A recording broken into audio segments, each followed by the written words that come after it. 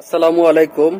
আগামীকাল চলে যাচ্ছি কক্সবাজার থেকে। তো কক্সবাজারের আমার প্রাণপ্রিয় কলেজার ভাইরা যারা আছেন সবাই, আমার যদি কোনো চলার পথে কোনো ভুলভ্রান্তি হয়ে থাকে আপনাদের সাথে, তো আমাকে ক্ষমার দৃষ্টিতে দেখবেন আর আমার জন্য দোয়া করবেন।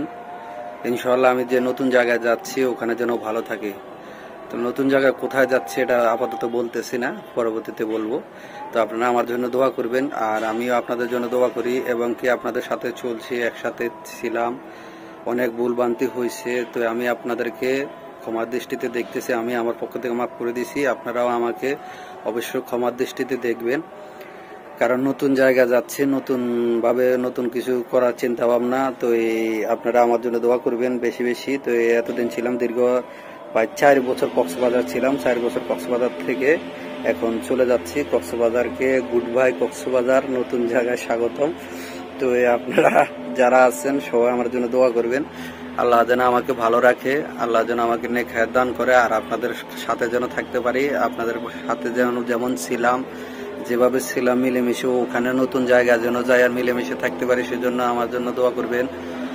আর আমিও আপনাদের জন্য বেশি বেশি দোয়া করি, আল্লাহ যেন আপনাদেরকে সবাইকে ভালো রাখে।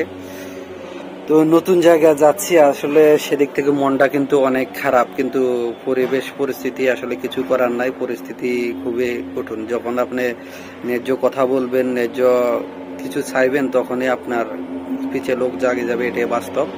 আপনি সঠিক কথা বললে আপনার পিছে আর কেউ থাকে না, কারণ সত্যের পিছে কেউ থাকতে চায় না, এটাই স্বাভাবিক।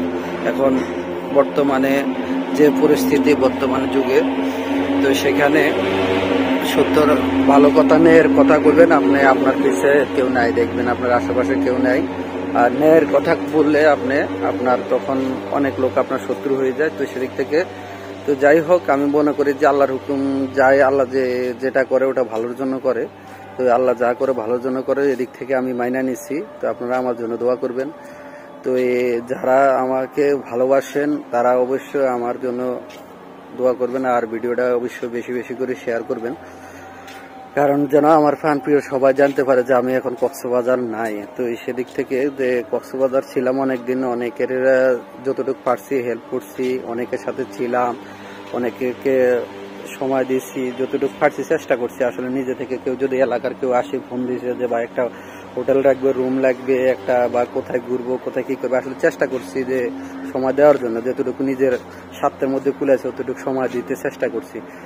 তো সেদিক থেকে এখন আর হয়তো আমার বদলিটা চলে যাচ্ছে, তো বেশি দূরে না, হয়তো আশেপাশে কোথাও আছি। তো বলতেছি না, আমি জিনিসটা বলবো আপনাদেরকে। তো সেদিক থেকে